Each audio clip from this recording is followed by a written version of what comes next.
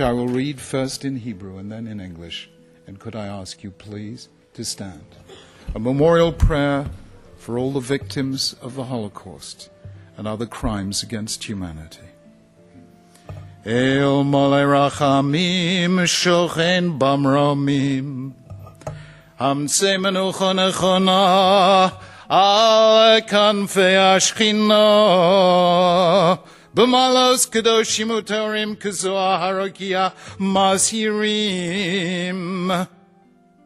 Et kol hanashamot shel sheishet yemei milyonei haYehudim v'shamim chalalei השואה באירופה. לשואה יש זוויות רבות. קודם כל, הזוועות האיומות עליהן כמעט אי אפשר לדבר.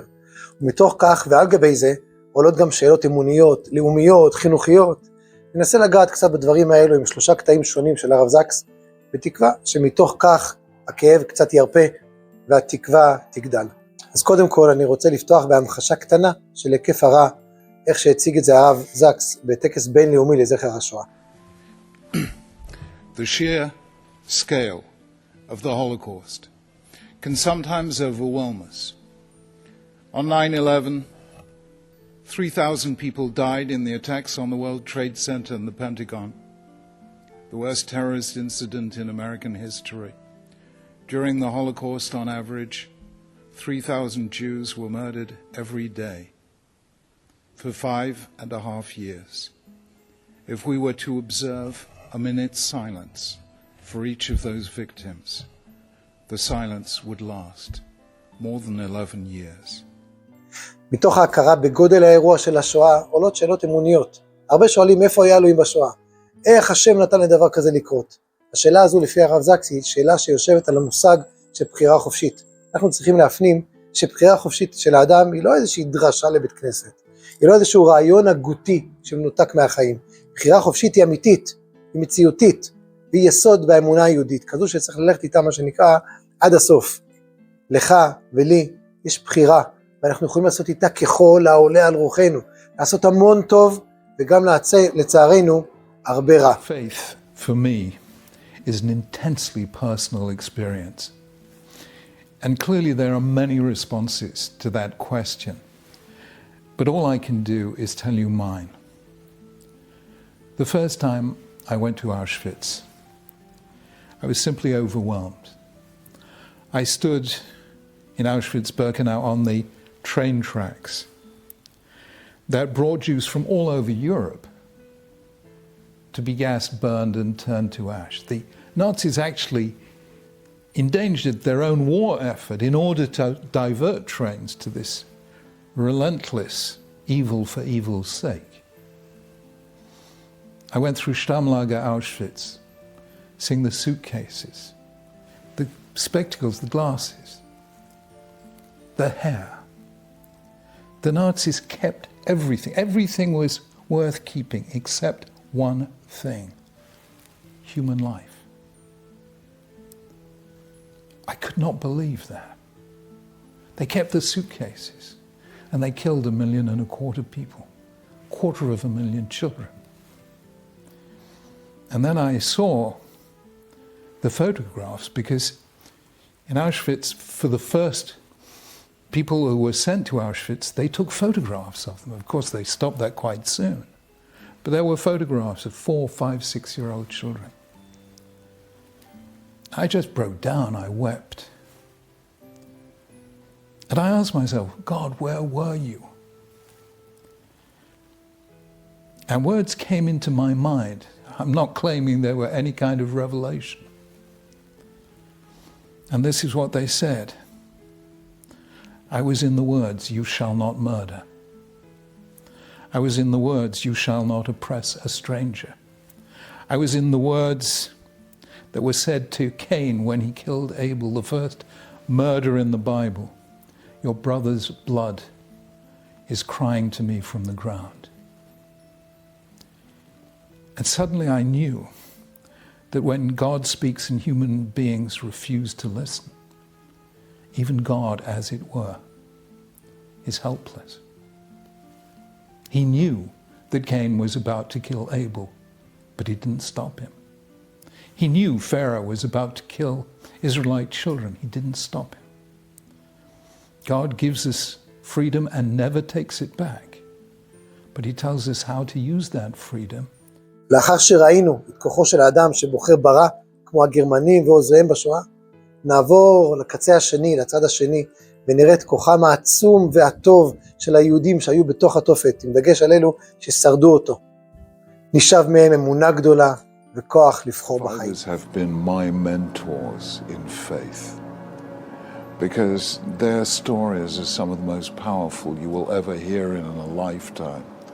How they kept through, how they came through, how they carried on living, how they were able to affirm life, and how so many of them, in one way or another, wrote a commentary to the line, though I walk through the valley of the shadow of death, I will fear no evil, for you are with me.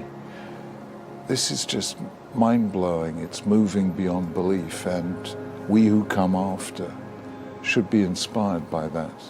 They may have literally lost their entire families, but somehow they knew there is a road from here to hope. You can never totally imprison a Jew, because a Jew never only lives in this place and this time. A Jew is connected by bonds of memory to Abba and Ima and Bubba and Zayda. A Jew is connected in hope to generations yet unborn. And that is one of the reasons you can't imprison a Jewish spirit. If you only believe in this world, then you could be imprisoned in this world. If you only believe in this time, you can be imprisoned in this time. But a Jew lives in the distant past and the equally distant future. And somehow or other, that desire to keep the continuity going, that just as you received this from your parents, one day you will be zocher to give it to your children. That kind of thing sustains people in dark times. You know, there is a very famous passage in the Gemara that says, Hai tipshoy, these silly dekaime kama araisa, velo kane kama gavra rabba. They stand up when a Sefer Torah passes, but they don't stand up when a great human being passes. What is the Gemara saying? It is saying that there are some great human beings who are living Sifrei Torah. And we have to learn from them as we would learn from a Sefer Torah. That itself is a living Musa lesson. You want to learn Musa? Spend time in the company of survivors. If you have no survivors, read their testimony. And to my mind, every Holocaust survivor is a living Sefer Torah. You learn from them so much.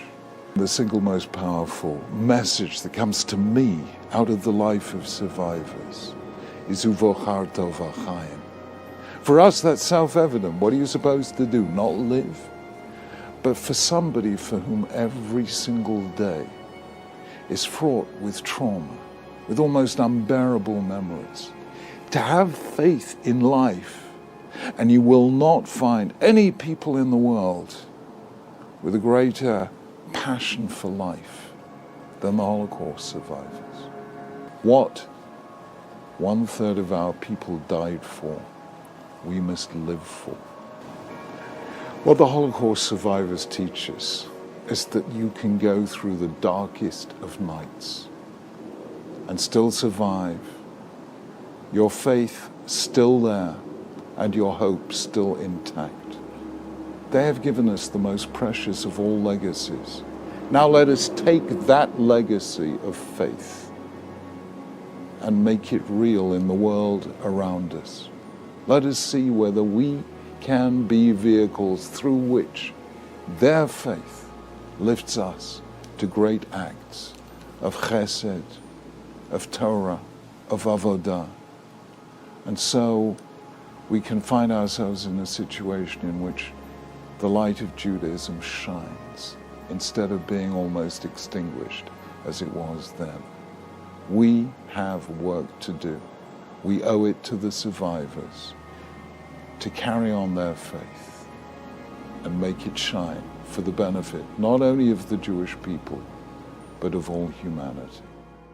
ולסיום, איך ממשיכים הלאה? איך נעביר את הדברים לדורות הבאים? אנחנו לא יכולים, אסור לנו להסתפק בכאב ובצער של העבר, אלא דווקא מתוך העבר, נכוון ונרומם את המבט אל עבר העתיד הגדול שממתין ומתבשל לעם שלנו. מתוך כך גם תתברר לנו הדרך להעיר לאנושות כולה, וכוח אמונתנו ומעשינו לרפא עולם שבור. In 1995, for the 50th anniversary of the liberation of Auschwitz and the end of the Second World War, I was asked by the BBC to make a film from Auschwitz.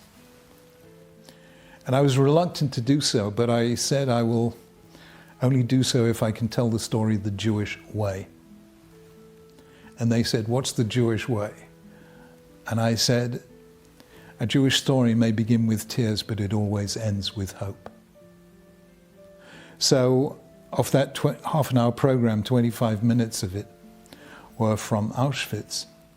But the last 5 showed 5-year-old Jewish children at a Jewish day school and Jerusalem rebuilt.